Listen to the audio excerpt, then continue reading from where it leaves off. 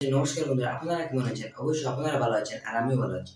আজকে আমি একটু পড়তে যাব যে ক্লাস 9 এর যে অ্যান্টিবায়োটিক ও পেনিসিলিনের কথা, এই পার্টটি আমি পড়তে যাব।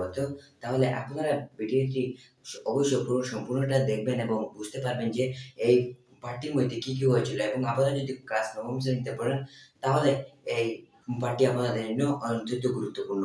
তাহলে আপনারা শুরু করি ভিডিওটি। এক নম্বর হলো যে অ্যান্টিবায়োটিক ও পেনিসিলিনের কথা।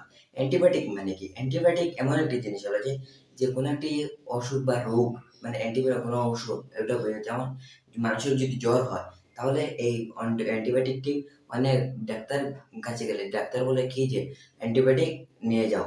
তাহলে এই পাঠের মধ্যে এই কথাটি এসেছে যে অ্যান্টিবায়োটিক ও পেনিসিলিয়ামের কথা। লেখক হলেন পার্থসারথী চক্রবর্তী।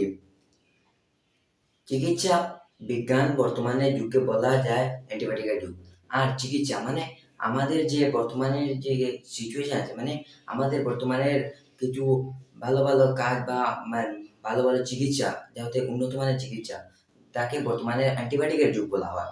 কিন্তু কাকে বলে অ্যান্টিবায়োটিক? কিন্তু আসল কাকে বলা হয় অ্যান্টিবায়োটিক? মানে অ্যান্টিবায়োটিক কাকে বলা হয়? সেই কথাটি আমরা এখনো পর্যন্ত জানি না। অ্যান্টি অ্যান্টি কথাটির অর্থ হলো বিরুদ্ধে, আর বায়োটিক মানে জীবন। আর অ্যান্টি কথাটির অর্থ হলো যে উম, বিরুদ্ধে, মানে কাহারও বিরুদ্ধে। আর আর বায়োটিক ওর শব্দের অর্থ হলো কি? বায়োটিক শব্দের অর্থ হলো মানে মানবের জীবন, মানে বিরুদ্ধে। অ্যান্টিবায়োটিকের অর্থ কি? বিরুদ্ধে মানুষের জীবন। অ্যান্টিবায়োটিক অণুজীব দ্বারা সৃষ্ট। আর অ্যান্টিবায়োটিক কি দিয়ে সৃষ্ট? অ্যান্টিবায়োটিক যদি আপনাদের পরীক্ষাতে আসে, অ্যান্টিবায়োটিক কি দিয়ে গঠিত? অ্যান্টিবায়োটিক হলো অণুজীবন দ্বারা কি দ্বারা গঠিত? অণুজীবন দ্বারা গঠিত। এরা আকারে এত ছোট যে অণুবীক্ষণ যন্ত্রশালা খালি চোখে এদের দেখা যায় না। আর এরা যে এত ছোট যে এরা খালি চোখে দেখা যায় না। এরা খালি চোখে দেখা যায় না। এর যে দলবদ্ধ, আমরা যখন এই কাল্পনিক ঘোড়া অনেক মিলে একসঙ্গে থাকতে চাই, আর আমরা যখন যে কাল্পনিক ঘিরে আমরা একসঙ্গে থাকতে চাই, তখন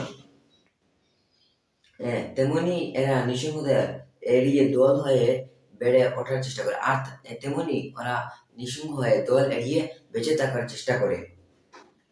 পাউরুটিতে যে ছাপা পড়ে, আর পাউরুটিতে মানে যদি আপনারা তো করে অবশ্যই রুটিতে যে ছাপা পড়ে, যে চাপা দেওয়া হয়, তা একরকম অনুজীবন কালনী। আর এটি একটি অনুজীবনী কালনী, মানে একটি মিলানো। এই পৃথিবী অণুজীবে সম্পূর্ণ, আর আমাদের পৃথিবী কে অণুজীবের দিয়ে পূর্ণ। পুরা আস্থা পৃথিবী কে পুরো পৃথিবী অণুজীবন দিয়ে পূর্ণ আছে। এমন অনেক অণুজীব আছে যারা নানা ধরনের রোগের কারণ, আর এমনও অনেক ধরনের অণুজীব আছে যারা অনেক ধরনের রোগের কারণ। কিন্তু আবার নানা রকম অণুজীব পাওয়া যায় যারা নিজেদের শরীর থেকে এমন সব রাসায়নিক জিনিস তৈরি করে যা অন্য ক্ষতিকর অণুজীবের ধ্বংস করার ক্ষমতা রাখে। আর আমাদের দেহে, মানে আমাদের মানুষের দেহে যে এমন অণুজীব আছে যারা যে অন্য শরীর থেকে বের হয়, আর আমাদের এরা ক্ষমতা রাখে কি, যে আমাদের শরীরে অন্যান্য যা ক্ষতিকারক অণুজীব যারা থাকে তাদেরকে কি করার শেষ করার পর এদের মেরে ফেলার মানে ক্ষমতা তারা রাখে। এই রাসায়নিক পদার্থের নাম অ্যান্টিবায়োটিক। আর এই রাসায়নিক পদার্থের নাম কি? অ্যান্টিবায়োটিক। বিজ্ঞানীরা কৌশলে এই সব জীবাণুদের বন্ধ করে মানুষের দেহে যেসব জীবাণু ক্ষতি করে। আর কি করে বিজ্ঞানীরা কৌশলে, বিজ্ঞানীরা যারা নতুন জিনিস প্রস্তুত করেছে তাদের কৌশল দিয়ে এইসব জীবাণুদের, আর এইসব যে অণুজীব আছে তাদের জীবাণুদের বন্ধ করে। আর কি করে বন্ধ করে? মানুষের দেহে যেসব জীবাণু ক্ষতি করে, আর বন্ধ করে মানুষের দেহে যেসব ওয়েস্ট পদার্থ যারা ক্ষতি করে মানুষের দেহে, তাদের ধ্বংসের কাজে লাগান। আর তাদের কি করেন? ধ্বংসের কাজে লাগান।